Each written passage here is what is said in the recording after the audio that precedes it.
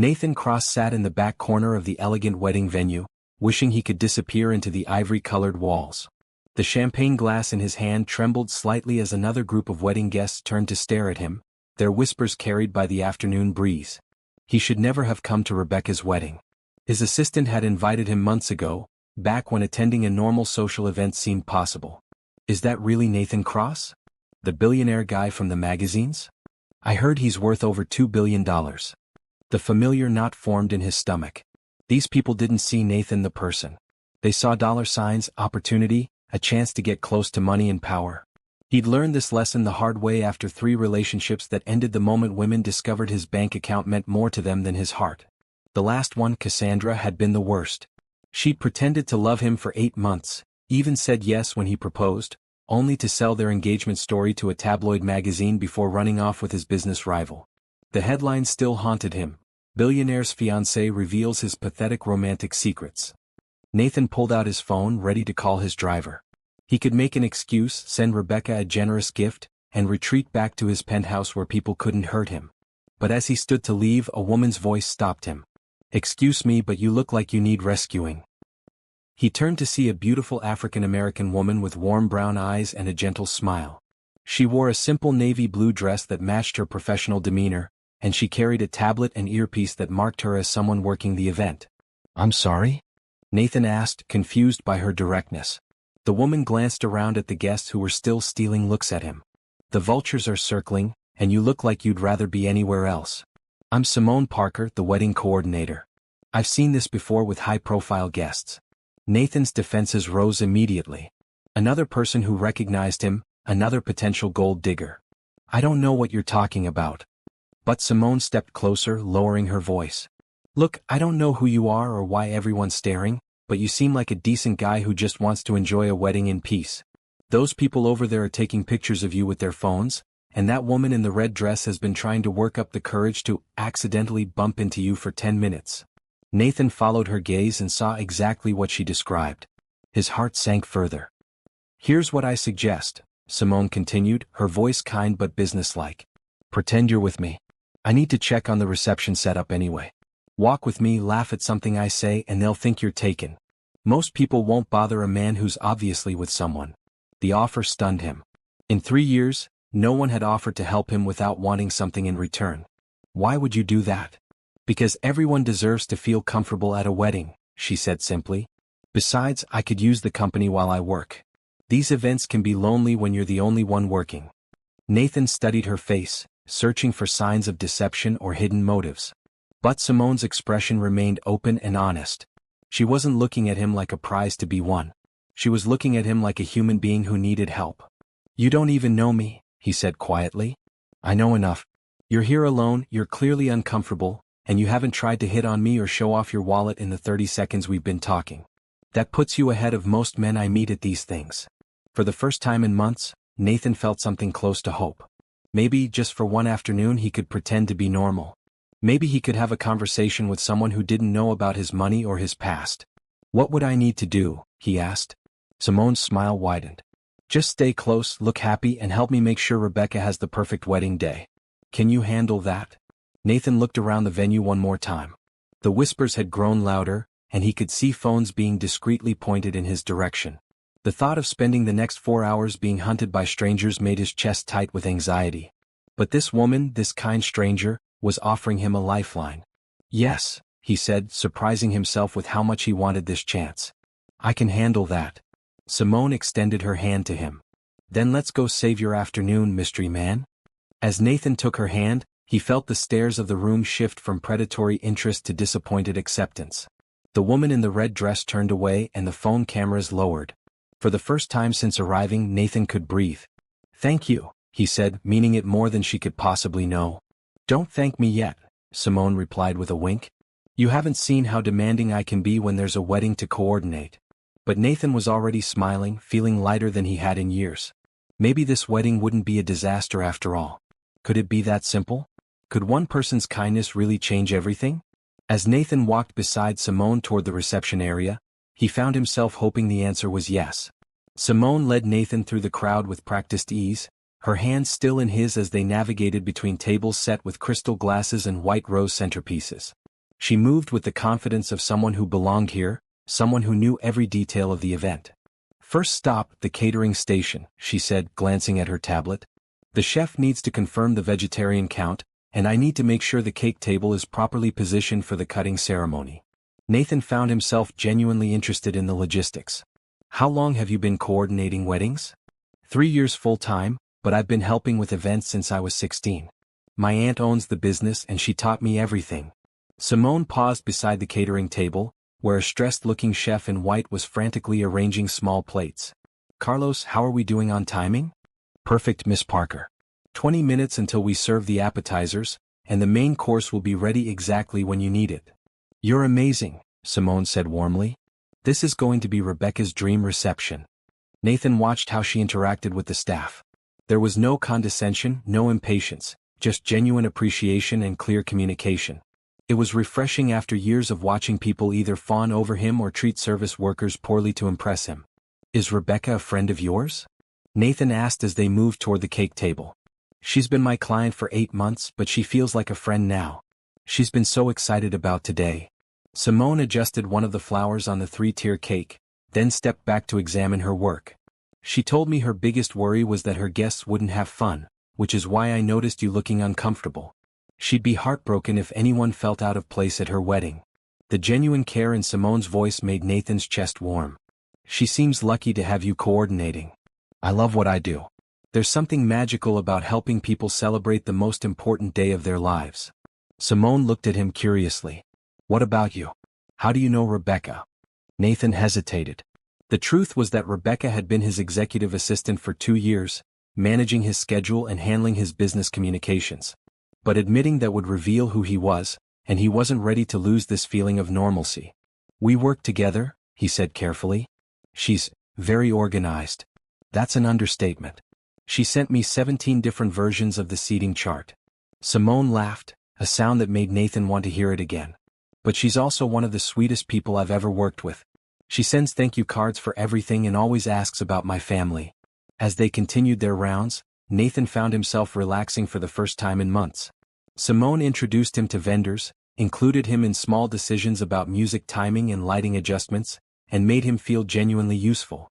When a flower arrangement toppled over, he helped her fix it without being asked. When she needed someone to hold her tablet while she adjusted a microphone, he was there. "You're pretty good at this," Simone observed as they ensured the dance floor was clear of obstacles. "Have you done event coordination before?" "No, but I'm good at logistics and problem solving. It's similar to project management." Nathan caught himself before saying more about his business experience. "Well, you're officially my favorite wedding guest assistant ever. Most people just complain about the music or ask when dinner will be served." They were interrupted by a commotion near the gift table. A middle-aged woman in an expensive dress was loudly demanding to know where Nathan Cross was sitting so she could introduce herself. Nathan's stomach dropped, but Simone smoothly stepped between them. "I'm sorry, but I need to focus on wedding coordination right now. If you're looking for someone specific, I suggest checking with the bride's family after the ceremony." Her voice remained polite but firm. The woman looked frustrated but moved away, and Nathan realized he'd been holding his breath. "Thank you," he said quietly. "For what?" "Doing my job." Simone checked her watch. "Speaking of which, we need to get everyone seated for the ceremony. Ready to pretend to be my devoted date for the next hour?" Nathan looked at her earnest face, at the kindness in her eyes that asked for nothing in return, and felt something shift inside his chest. More than ready.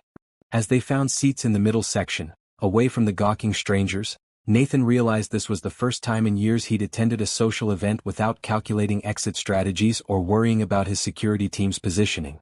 Simone had given him something precious. The chance to just be Nathan, not the billionaire CEO, not the target, not the headline. Just a man sitting next to a beautiful, kind woman at a wedding. When the bride appeared at the back of the aisle, radiant in her white gown, Nathan felt genuine happiness for Rebecca. But more than that, he felt grateful to be experiencing this moment without the wall of isolation that usually surrounded him. "She looks beautiful," Simone whispered, tears forming in her eyes. "She does," Nathan agreed, but he found himself looking at Simone instead of the bride. Maybe kindness really could change everything. Maybe one person's generosity could remind him what it felt like to be human. As the ceremony began, Nathan made a decision. Whatever happened next, he would treasure this afternoon when a stranger chose to help him instead of using him. It was more than he'd dared to hope for in a very long time. The ceremony was beautiful, filled with heartfelt vows and happy tears, but Nathan found himself more captivated by Simone's quiet reactions. She dabbed at her eyes during the ring exchange and smiled radiantly when the couple kissed. Her joy was infectious, reminding him why people bothered with love at all. As guests moved to the cocktail hour, Simone immediately shifted back into coordinator mode. "Time for the real work," she said, checking her tablet. "The photographer wants to do family photos, the band needs their sound check, and I have to make sure the cocktail service is running smoothly. What can I do to help?" Nathan asked, surprising himself with how much he meant it. "Just stay close and keep being my buffer against anyone who looks like they want to cause drama." Simone grinned. "Plus, I could use someone to tell me if anything looks off from a guest's perspective." They spent the next hour weaving through the reception area, with Simone orchestrating every detail while Nathan observed and occasionally offered suggestions. When he noticed that the bar line was getting long, she quickly opened a second service station. When he pointed out that some elderly guests seemed uncomfortable standing, she arranged additional seating. "You have a good eye for this," Simone said as they watched guests happily mingling with drinks in hand. "Are you sure you're not in the hospitality business?" Nathan nearly choked on his sparkling water. His hotel chain was one of the largest in the country, but admitting that would blow his cover completely. "I just pay attention to how people respond to their environment. That's exactly what good event planning is about. You'd be surprised how many people miss the obvious stuff." Simone adjusted a flower arrangement that had been knocked askew. "Like that woman over there in the purple dress. She's been standing alone for 15 minutes, looking uncomfortable. As her fake boyfriend, what do you think we should do?" Nathan looked where she pointed and saw an older woman clutching her purse, clearly feeling out of place. Without thinking, he started walking toward her. "Excuse me," he said gently. "I don't think we've met. I'm Nathan and this is Simone." The woman's face lit up with relief. "Oh, hello. I'm Margaret, Rebecca's great aunt. I don't know many people here and I was feeling a bit lost. Would you like to sit with us?" Simone offered immediately. "We were just about to find a table and we'd love the company." As they helped Margaret get settled with a plate of appetizers and introduced her to other guests, Nathan realized he was genuinely enjoying himself. There was no pressure, no one trying to impress him or get something from him. Just simple human kindness being passed from person to person. "You're naturals at this," Margaret said gratefully. "You two make such a lovely couple." Nathan felt his cheeks warm, but Simone handled it with grace. "Thank you, that's so sweet. We're just happy Rebecca found her perfect match." When the dinner service began, Nathan and Simone were seated at a table with other wedding industry professionals. A photographer, a florist, and a musician. The conversation flowed easily, covering everything from favorite venues to funny wedding mishaps. The worst was when the ring bearer's dog ate the actual wedding rings right before the ceremony, the photographer shared. "We had to use the backup rings from the jewelry store down the street. I once had a bride's veil catch fire from a Unity candle," the florist added. "Thank goodness for quick reflexes and good fire safety protocols." Nathan found himself laughing genuinely, sharing a story about a business dinner where the restaurant's fire alarm went off mid-presentation. He carefully avoided mentioning that it was a multi-million-dollar merger negotiation, but the story still got appreciative chuckles. "What do you do for work, Nathan?" the musician asked. "I'm in business management," Nathan replied vaguely, catching Simone's curious glance. "That covers a lot of ground," she said with a teasing smile. "Anything specific?" Nathan felt trapped but tried to stay as close to the truth as possible. "I help companies run more efficiently. Process improvement, resource allocation, that sort of thing." It wasn't technically a lie. As CEO, he did all of those things just on a much larger scale than he was implying. The conversation moved on, but Nathan noticed Simone watching him thoughtfully. He hoped his evasiveness wasn't making her suspicious. The last thing he wanted was to lose this perfect afternoon by raising questions about his identity. When the band started playing for dancing, Simone excused herself to check on the technical setup. Nathan used the moment to help Margaret back to her seat and get her a fresh drink. "You're very thoughtful," Margaret observed. "Simone is lucky to have found someone who's both handsome and kind." "Actually, we're not." Nathan started, then stopped. The lie felt wrong, but the truth was complicated. "We're still figuring things out. The best relationships grow naturally," Margaret said wisely. "Don't rush it, but don't let fear hold you back either. Life's too short for hesitation when something feels right." Before Nathan could respond, Simone returned with a pleased expression. Everything's perfect. The band is ready, the photographer has all the shots Rebecca wanted, and the cake cutting is scheduled for exactly the right moment to maximize the sunset lighting. You've thought of everything, Nathan said admiringly. It's my job to think of everything. Simone's smile was tired but satisfied. Rebecca deserves a perfect day, and I think we've delivered it. As if on cue, the bride and groom took the dance floor for their first dance, looking radiant and completely absorbed in each other. The guests gathered around, creating a circle of love and support that made Nathan's throat tight with unexpected emotion. They look happy, he said quietly. They are happy, Simone replied. And they're going to stay that way because they choose each other every day, not just today. Nathan looked at her profile in the soft evening light, at the contentment in her expression as she watched her hard work come to fruition.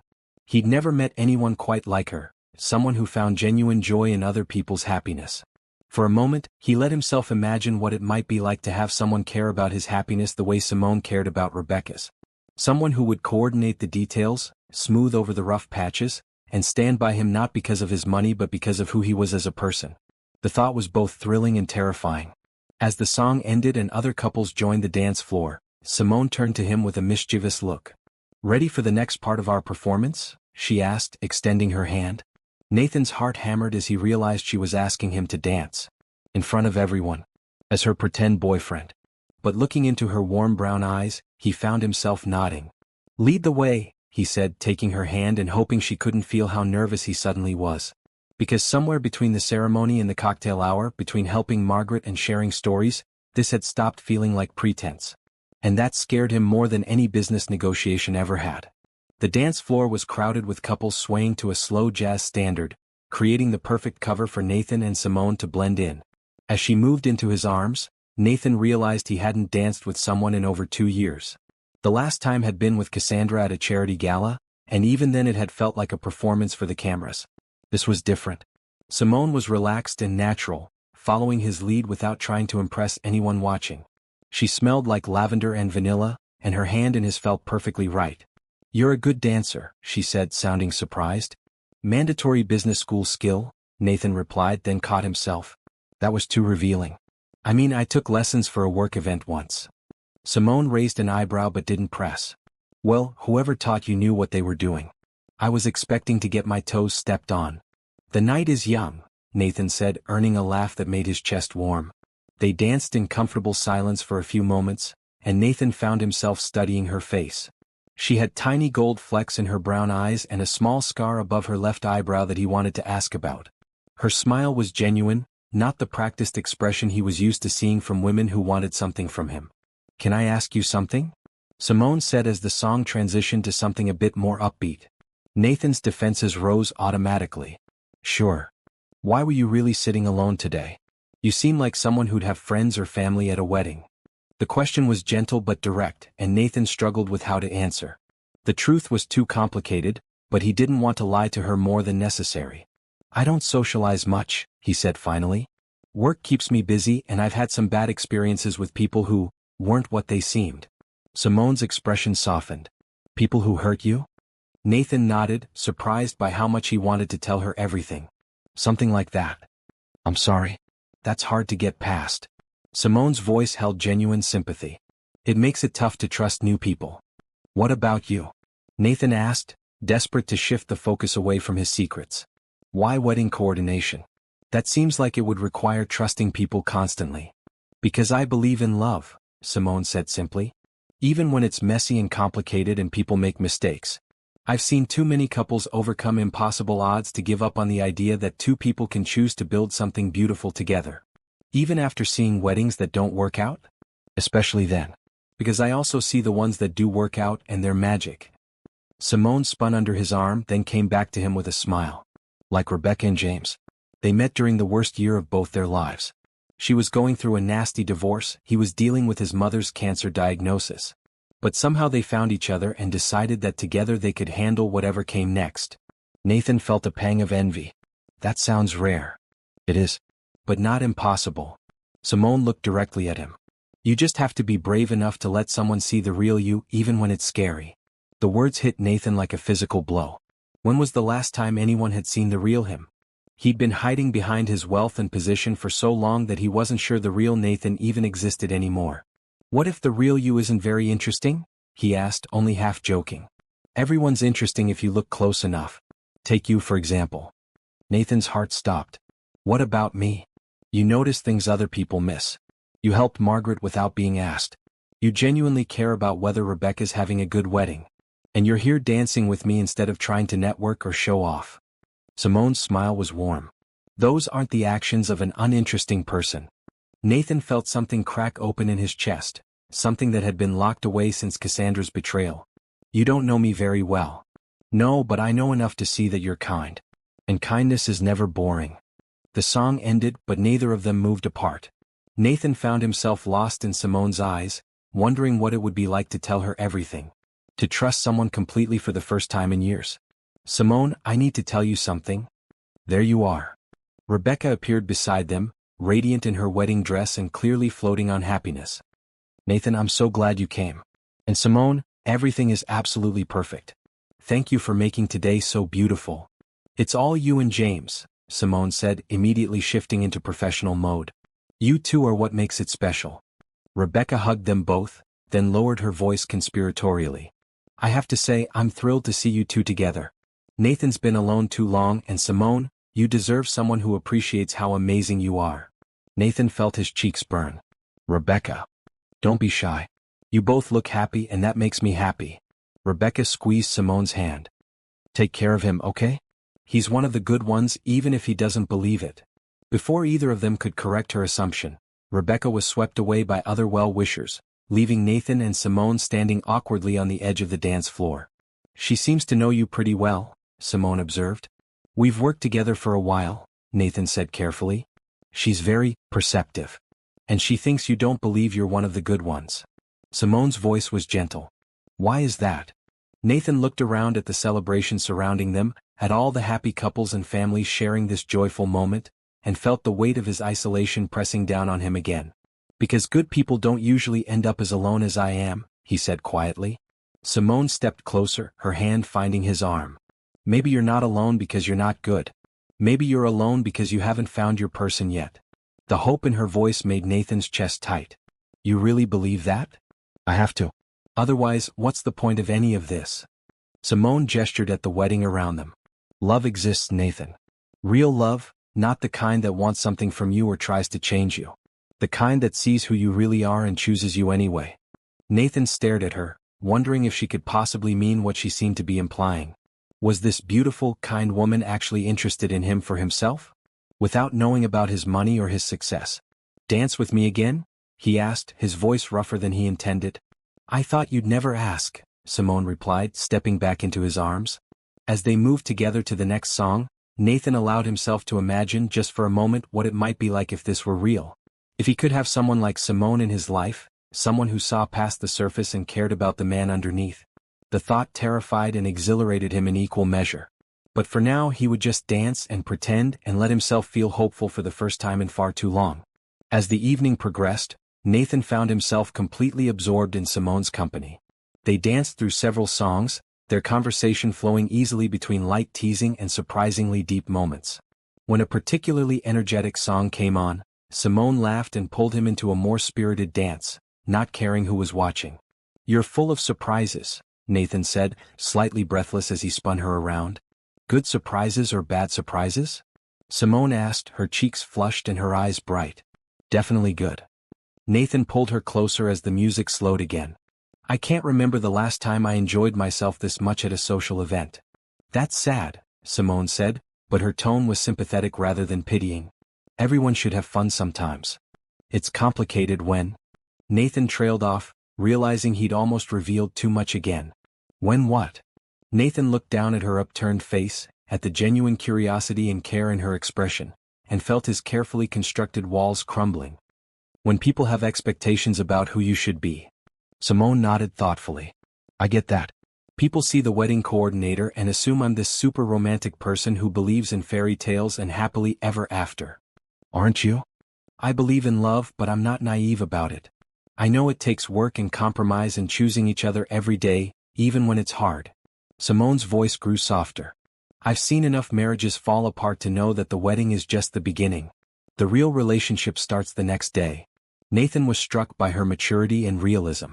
Most of the women he'd dated had seemed to view relationships as transactions or competitions, not as ongoing commitments requiring effort from both sides.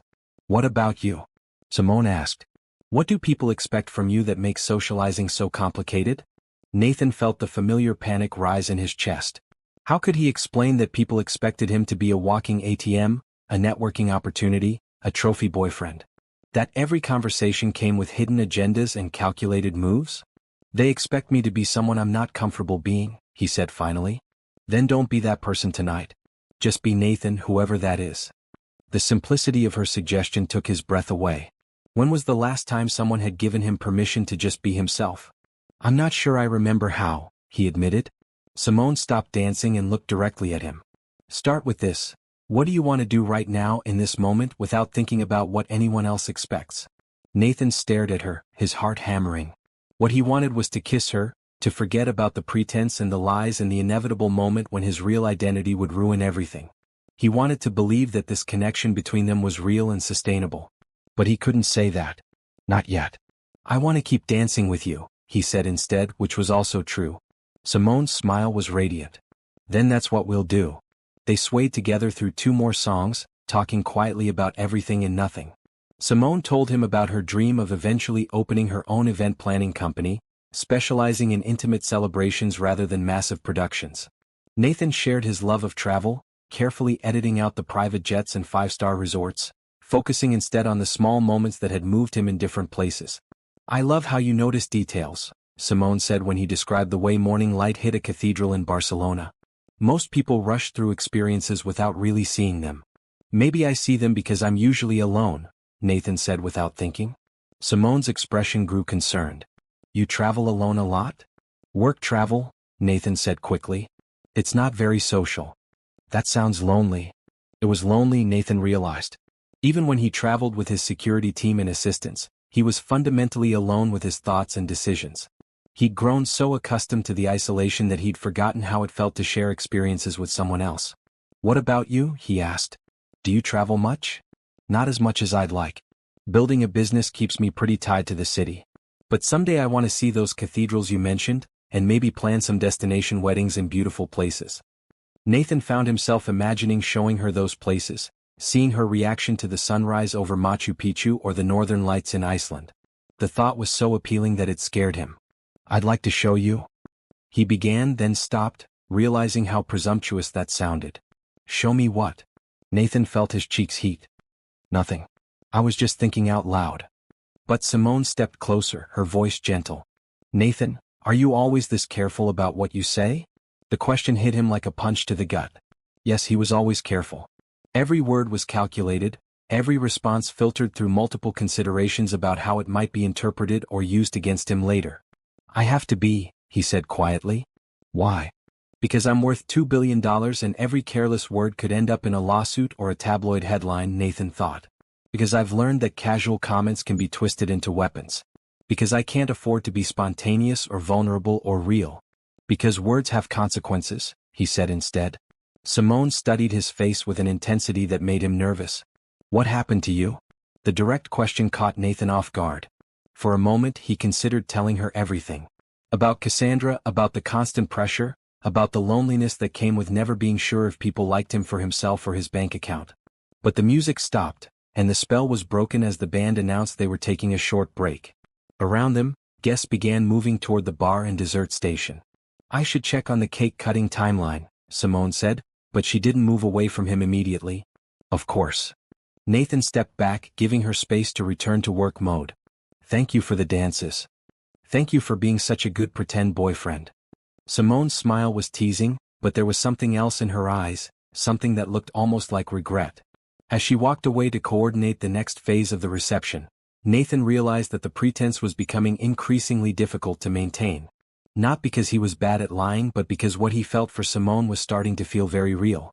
He watched her efficiently organize the cake cutting, ensuring the photographer had the best angles and the couple was positioned perfectly for both pictures and guest viewing.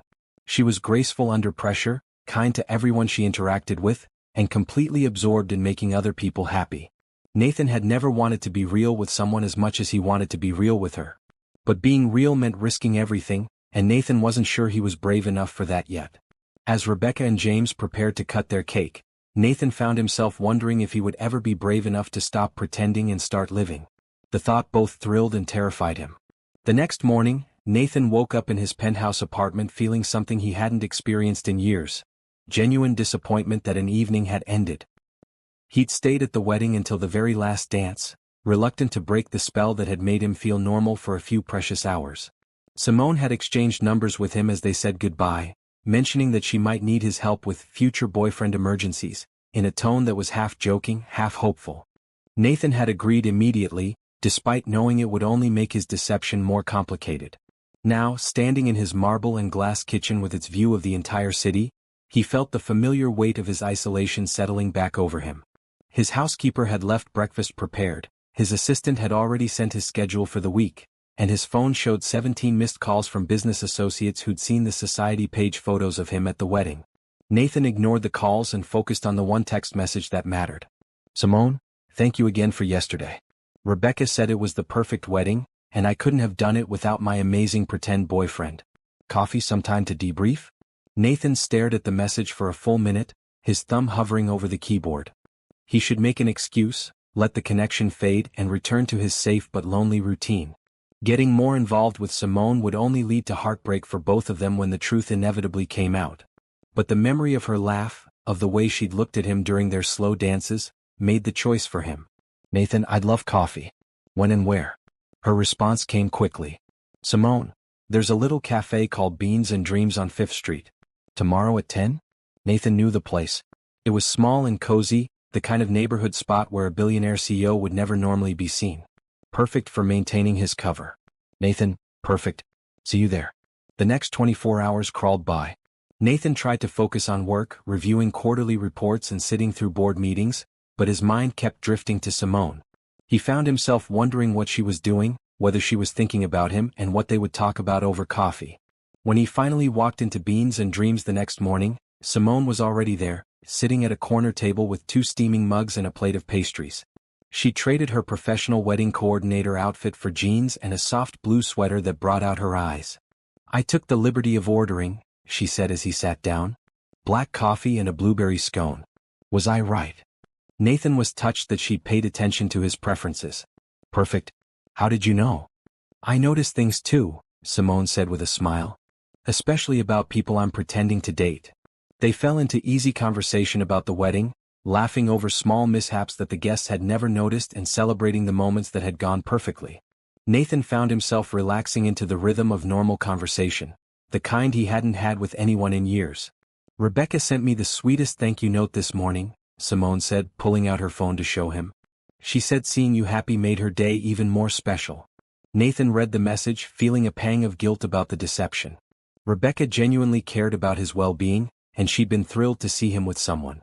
What would she think when she found out it was all pretense? "She's very thoughtful," Nathan said carefully. "She mentioned that you don't date much. Said she's been worried about you being too isolated." Nathan's defenses rose automatically. "She told you that?"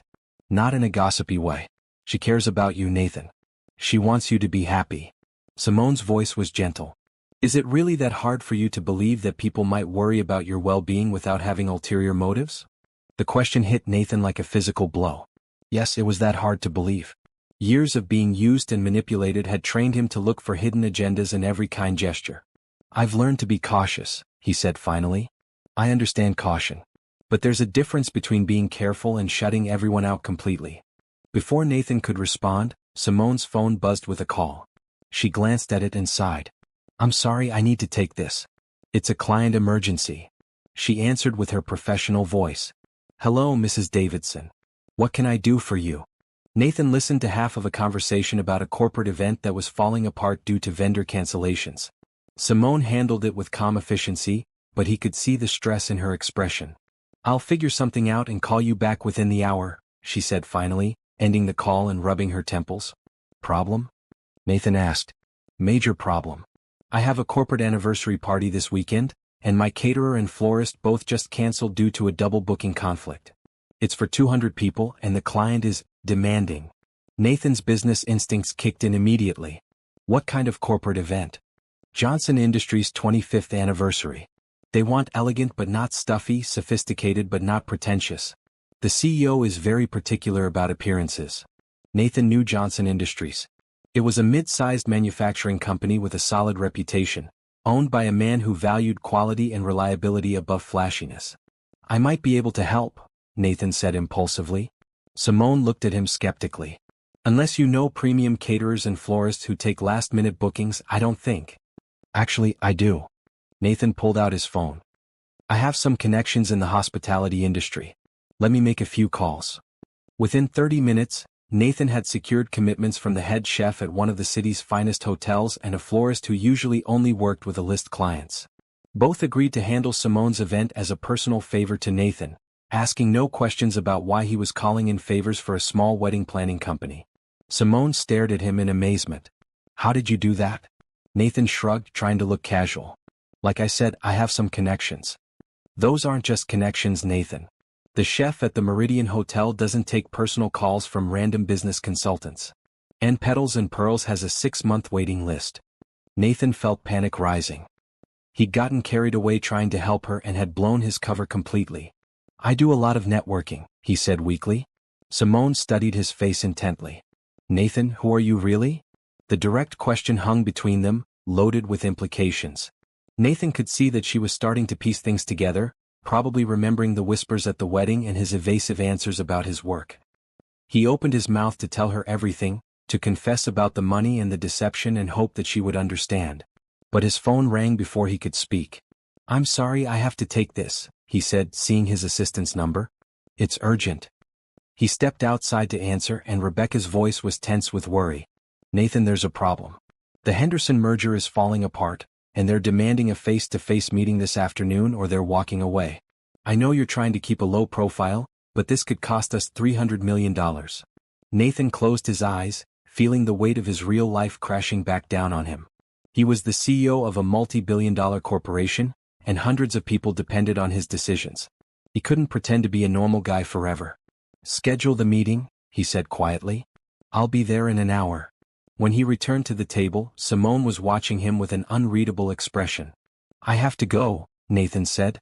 Work emergency. Of course. Simone's voice was cool. Thank you for helping with the caterer and florist.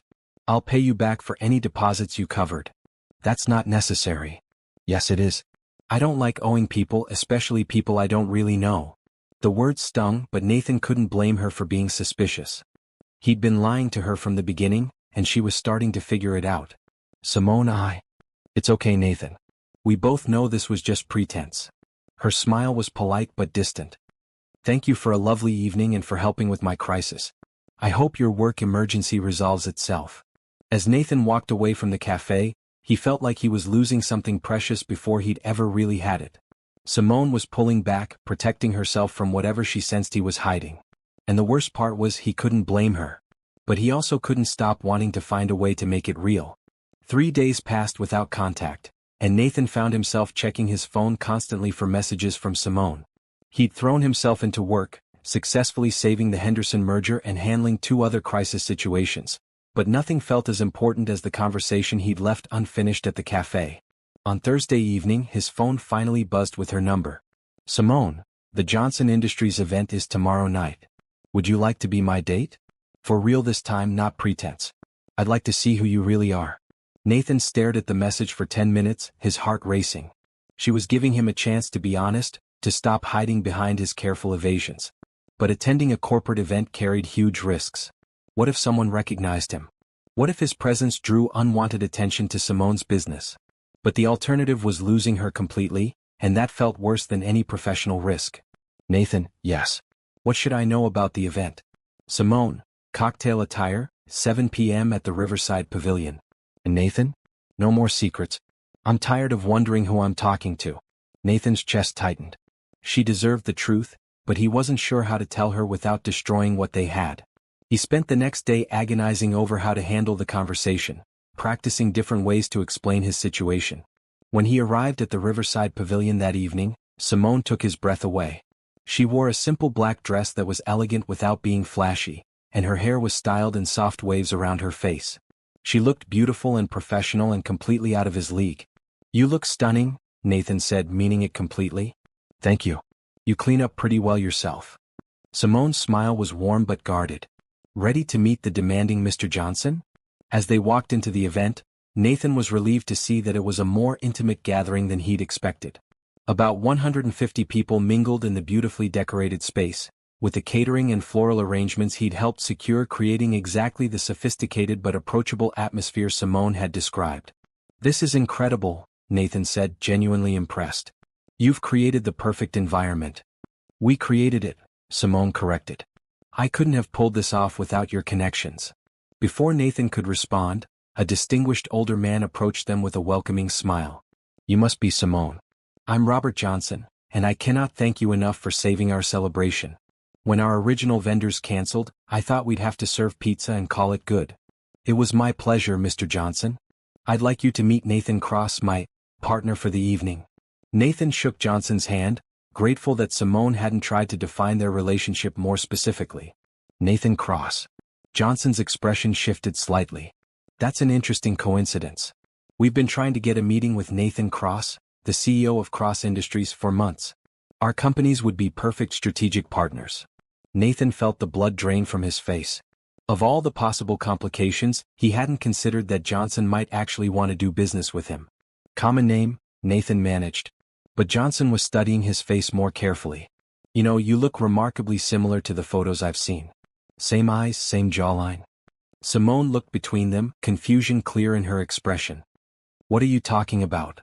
"Cross Industries," Johnson explained. "One of the largest hospitality and real estate conglomerates in the country. The CEO is notoriously private, but he's built an incredible company. His hotels are some of the finest in the world." Nathan watched Simone's face as understanding dawned. Her eyes widened, then narrowed, and he could see the exact moment she put all the pieces together. His evasive answers about work, his mysterious connections, the way people had stared at him at the wedding. "If you'll excuse us for a moment," Simone said to Johnson, her voice carefully controlled. "I need to speak with my partner privately." She walked toward a quiet corner of the venue and Nathan followed, his heart hammering. When they were out of earshot, she turned to face him with an expression he couldn't read. "Nathan Cross, CEO of Cross Industries. Worth approximately $2 billion according to Forbes magazine." Her voice was calm, but Nathan could see the hurt in her eyes. "Did I get that right?" "Simone, I can explain." "Can you?" "Because I'm having trouble understanding why a billionaire needed my help to avoid attention at a wedding. Or why he lied to me for over a week about who he was." Nathan felt everything he'd feared would happen crashing down around him. "I didn't want you to treat me differently." "Differently than what?" "Honestly?" Simone's composure was cracking. "You let me worry about paying for those vendors, Nathan. You watched me stress about my small business problems while you could have solved them with pocket change. That's exactly why I didn't tell you." Nathan stepped closer, desperate to make her understand. "Everyone wants something from me, Simone. Money, connections, business opportunities. You were the first person in years who just wanted to help me, who saw me as a person instead of a bank account. So you decided to lie instead of trusting me to handle the truth?" The accusation hit Nathan like a physical blow because it was completely accurate. He had chosen deception over trust, protection over vulnerability. "I was scared," he admitted. "Scared that if you knew who I was, you'd either want something from me or decide I wasn't worth the complications that come with dating a public figure." Simone stared at him for a long moment, and Nathan could see her processing everything. Around them, the party continued, but it felt like they were in their own separate world. "The wedding," she said finally. "Those people who were staring at you taking pictures. They recognized me from magazine covers and news articles. It happens everywhere I go. And you thought I was part of that? Another person trying to use you?" Nathan's throat was tight. "Not after I got to know you. But by then I was in too deep. I didn't know how to tell you without ruining everything." Simone looked away and Nathan could see tears forming in her eyes. "You made that choice for both of us, Nathan. You decided I couldn't handle your truth, and you built our entire connection on a lie." "Not a lie," Nathan said desperately. "Everything I told you about myself was true. I just left out some details." "Some details?" Simone's voice rose slightly. "You left out that you're one of the most powerful men in the country. That's not a detail, Nathan, that's your entire reality. Nathan realized that his greatest fear was coming true. The money and power that isolated him from everyone else had poisoned this relationship too, just in a different way than usual. What do you want me to say, Simone? That I wish I wasn't wealthy? That I'd give it all up to be normal? Nathan ran his hands through his hair. I can't change who I am, and I can't change the fact that my life comes with complications. I'm not asking you to change who you are. I'm asking you to trust me enough to be honest about it. They stood there looking at each other, the weight of the revelation hanging between them. Nathan could see that he was losing her, that his deception had damaged something that might have been beautiful if he'd handled it differently. I'm sorry, he said quietly. You're right, and I'm sorry. I should have trusted you. Simone wiped her eyes carefully, trying not to disturb her makeup. I need some time to think about this, Nathan. This whole thing, who you really are, what it means. Of course. I understand. Nathan felt his heart breaking, but he forced himself to stay calm. What do you want to do about tonight? I can leave if that would be easier. Simone looked around at the successful event, at the guests enjoying the food and decorations they'd arranged together. Stay. We committed to being partners tonight, and I honor my commitments. But after this. She didn't finish the sentence, but Nathan understood. After tonight, she would decide whether a billionaire CEO and a wedding planner could find a way to build something real together. As they returned to the party, Nathan realized that for the first time in his life, his wealth felt like a liability instead of an asset. And he had no idea how to fix what he'd broken. Despite the tension between them, Nathan and Simone presented a united front for the remainder of the Johnson Industries event. They moved through the party like a real couple, with Simone introducing Nathan to key guests and Nathan offering thoughtful observations about the business conversations he overheard. Robert Johnson approached them again near the end of the evening, this time with his wife and several other executives. Simone, this has been absolutely perfect. You've exceeded every expectation. Johnson turned to Nathan with renewed interest. And I have to ask again, are you sure you're not the Nathan Cross we've been trying to reach? Nathan felt Simone's eyes on him and made a decision. He was tired of lying, especially to her. I am, he said simply. Nathan Cross, CEO of Cross Industries. Johnson's face lit up with excitement, but Nathan held up a hand. However, tonight I'm here as Simone's partner, not in any business capacity. I hope you can respect that. Of course, Johnson said quickly.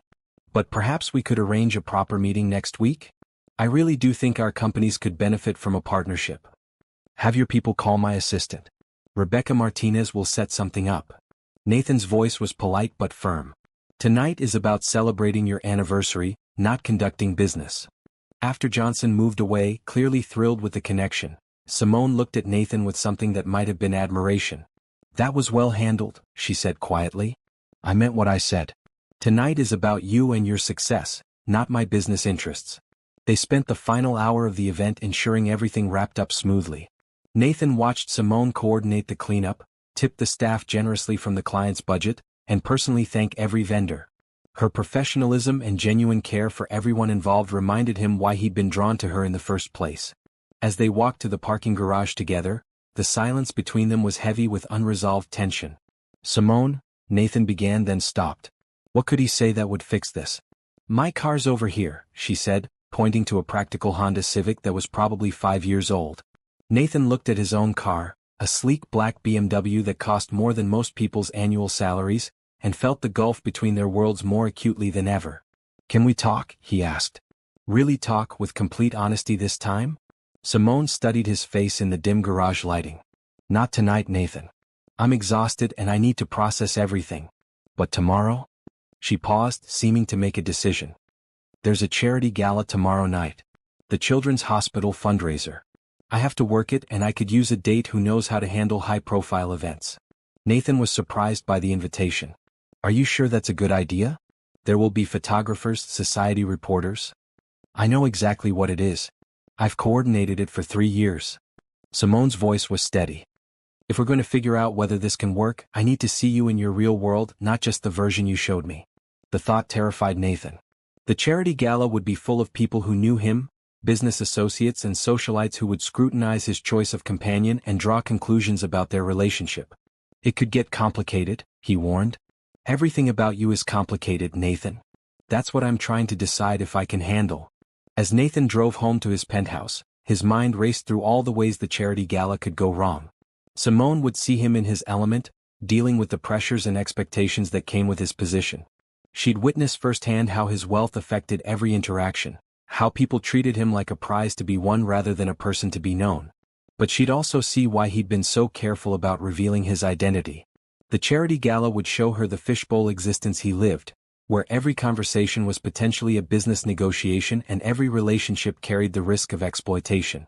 The next evening, Nathan picked Simone up at her apartment, a modest but charming place in a converted Victorian house. She emerged wearing a stunning deep blue gown that he suspected had cost more than she usually spent on clothes. When he complimented her, she smiled but didn't meet his eyes. "Ready for this?" she asked as they approached the hotel hosting the gala. "Are you?"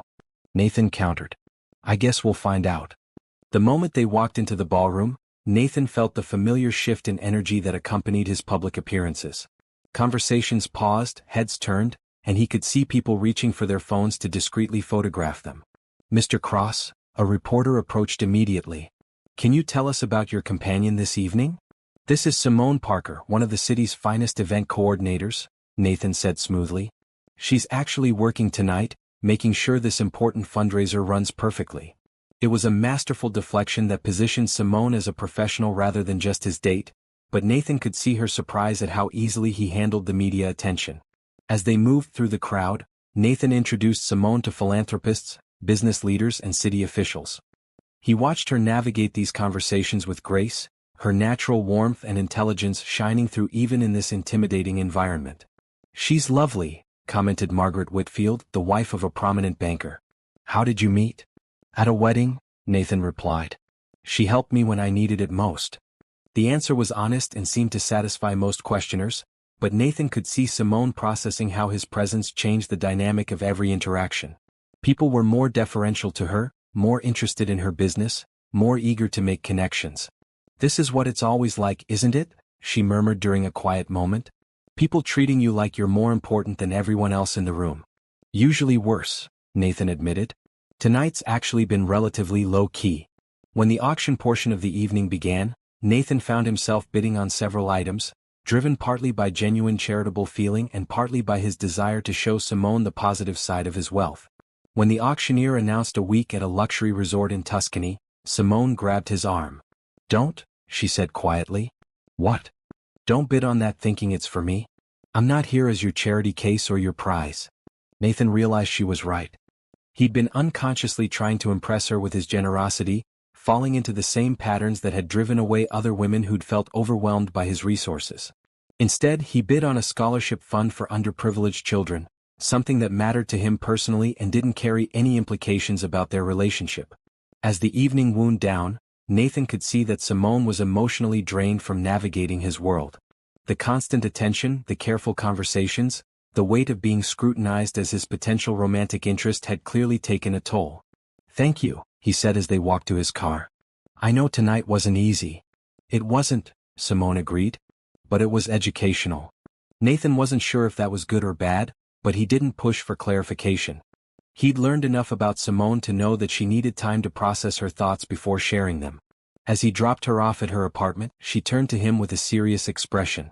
"I need a few days, Nathan, to think about everything I've learned and whether I can handle what a relationship with you would really look like."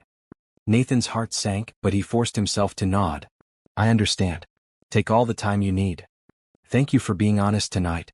For letting me see the real you even when it wasn't flattering." As Nathan drove away, he realized that showing Simone his world might have been the biggest mistake he'd made yet. Because now she knew exactly what she'd be signing up for if she chose to be with him. And he wasn't at all sure she would make that choice. Nathan didn't hear from Simone for 4 days. He threw himself into work, but found himself distracted during board meetings and conference calls, his mind drifting to memories of her laugh and the way she'd looked at him during their slow dance at the wedding. On Wednesday morning he was reviewing quarterly reports when Rebecca knocked on his office door. "Nathan, you have a visitor. Simone Parker is here to see you." Nathan's heart jumped. "Send her in." Simone entered his corner office looking professional in a tailored blazer and skirt, but Nathan could see the tension in her shoulders. She glanced around at the floor-to-ceiling windows with their view of the entire city, the expensive artwork, and the massive desk that screamed corporate power. "Impressive," she said, but her tone was neutral. "Please sit down." Nathan gestured to the comfortable seating area by the windows, away from the intimidating desk. "Can I get you anything? Coffee, water?" "I'm fine, thank you." Simone sat on the edge of the leather sofa, her posture formal. "I came to give you my answer." Nathan's stomach clenched. Her tone suggested this wasn't going to be the conversation he'd hoped for. "I've spent the last 4 days thinking about everything," Simone continued. "About the wedding, about who you really are, about what I saw at the charity gala." "And?" Simone looked directly at him, her brown eyes serious. "I can't do this, Nathan." The words hit Nathan like a physical blow. He'd been expecting it, but hearing it still felt like losing something precious. "Can I ask why?" "Because I don't think you really want a relationship, Nathan. I think you want the idea of one. You want someone who can see past your money and love you for yourself, but you're not willing to actually let anyone that close." Nathan started to protest, but Simone held up a hand. "You lied to me from the beginning. Not because you were protecting yourself from a gold digger, but because you were protecting yourself from having to be vulnerable. You chose deception over trust because deception felt safer." "That's not," Nathan began, then stopped. "Because she was right and they both knew it. At the charity gala, I watched you navigate that world with perfect control. You knew exactly what to say to everyone, exactly how to present yourself, exactly how to manage every interaction.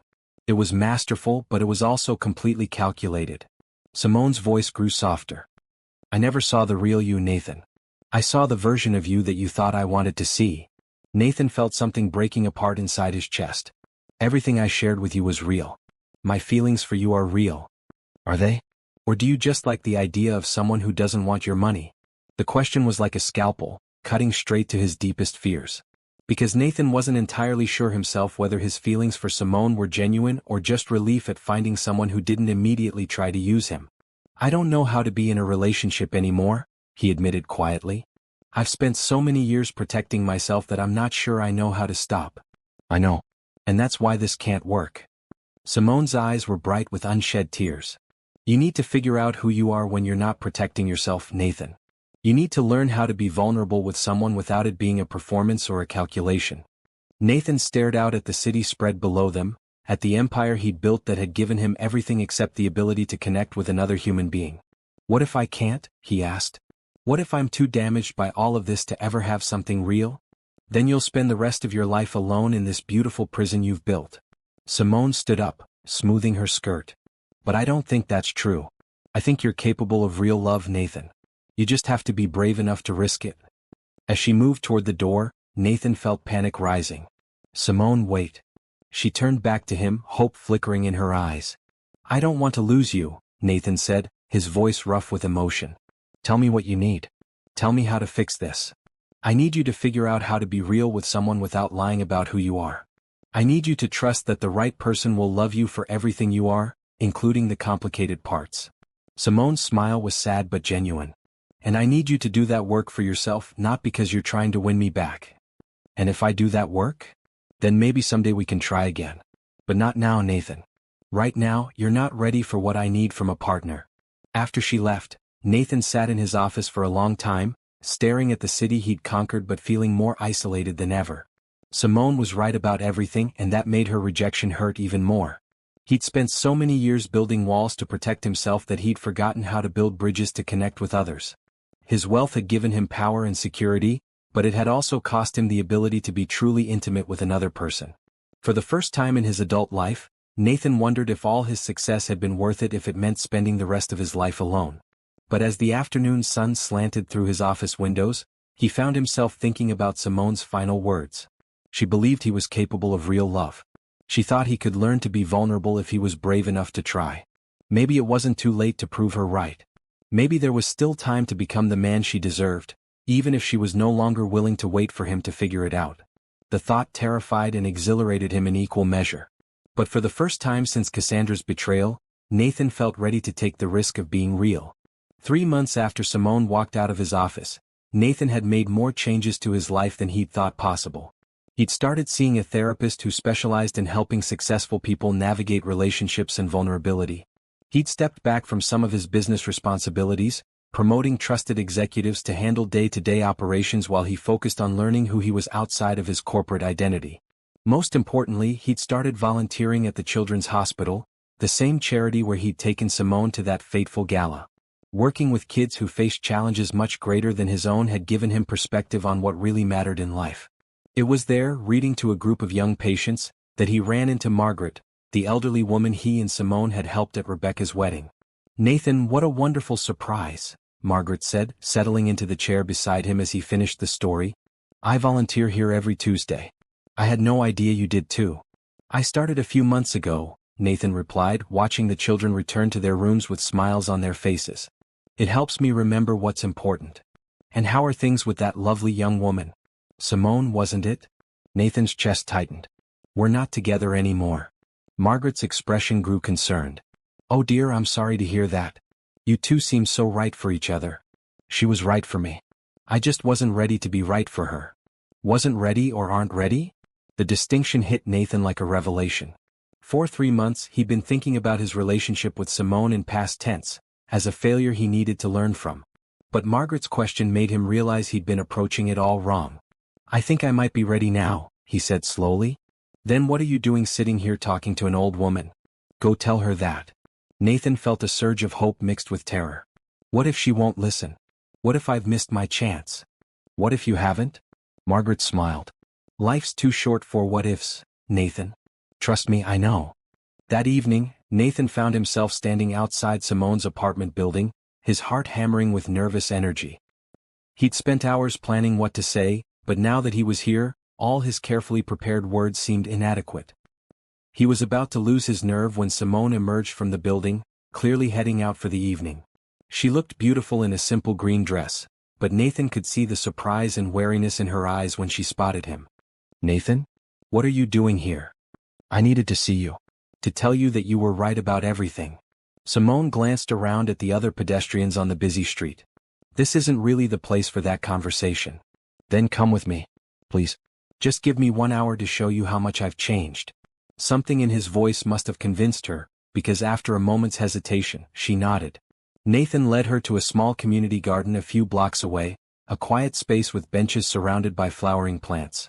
It was the kind of place he never would have known about before he started volunteering, before he began exploring parts of the city beyond his usual haunts.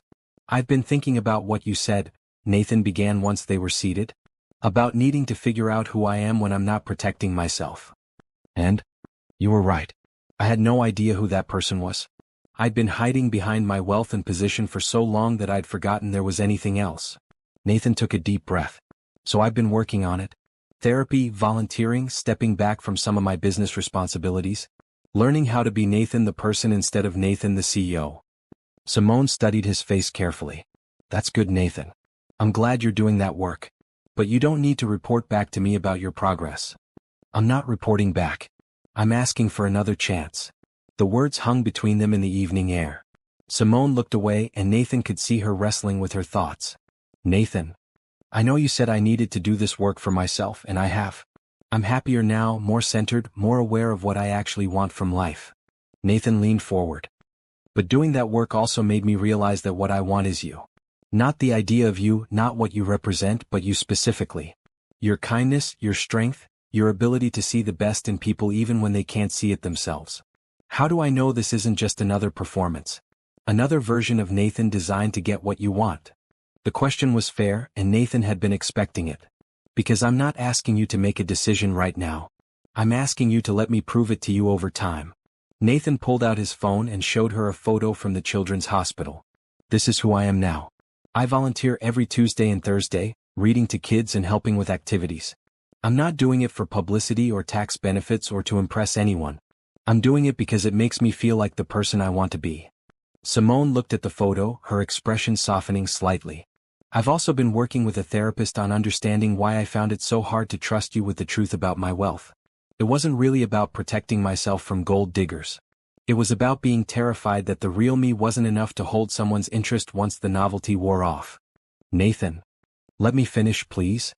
Nathan's voice was gentle but urgent. "I've learned that I can't build a real relationship on fear and control.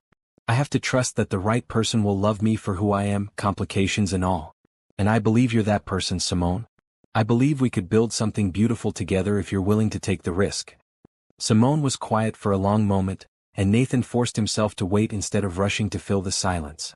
"The children's hospital," she said finally. How long have you been volunteering there? 3 months. Every week since the day you walked out of my office. And the therapy? Same timeline. Dr. Richardson specializes in helping people in high-pressure careers learn how to have healthy relationships. Simone turned to face him fully. Why should I believe this isn't just another calculated move designed to get what you want? Nathan had been dreading this question, but he forced himself to answer with complete honesty. Because I'm not asking you to believe it. I'm asking you to let me prove it. Go slow, set boundaries, keep your guard up if you need to.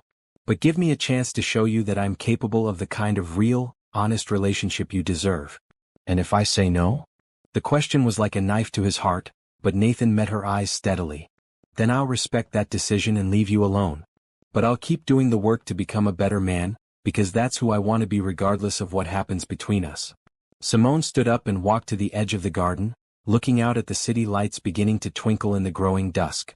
Nathan stayed on the bench, giving her space to think. When she finally turned back to him, there were tears in her eyes. I missed you, she said simply. Nathan's heart soared. I missed you too. Every day. If we do this, if we try again, things have to be different. Complete honesty even when it's uncomfortable. No more protecting me from who you really are. I promise. And we go slow. I need time to trust that this version of you is real and sustainable. As slow as you need. Simone walked back to the bench and sat down beside him, close enough that Nathan could smell her familiar lavender scent. I've been miserable without you, she admitted. I kept telling myself I made the right choice, but I missed talking to you. I missed the way you notice things other people miss. I missed dancing with you. Dance with me now, Nathan said impulsively. Here? There's no music. There's music everywhere if you listen for it. Nathan stood and extended his hand to her. Trust me? Simone looked at his outstretched hand for a moment, then smiled and took it. They swayed together in the quiet garden, with only the distant sounds of the city as their soundtrack. But it felt perfect to Nathan, like coming home after a long journey. I love you, he said quietly, the words coming from somewhere deeper than calculation or strategy. I love your strength and your kindness and the way you make me want to be better than I am. I love you too, Simone replied, her voice thick with emotion. I tried not to, but I couldn't stop. When they kissed, it felt like a new beginning. Not the desperate passion of people afraid of losing each other, but the gentle certainty of two people choosing to build something real together.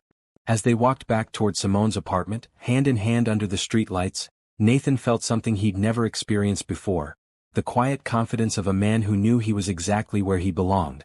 So what happens now? Simone asked. Now we figure it out together, Nathan replied. One honest conversation at a time.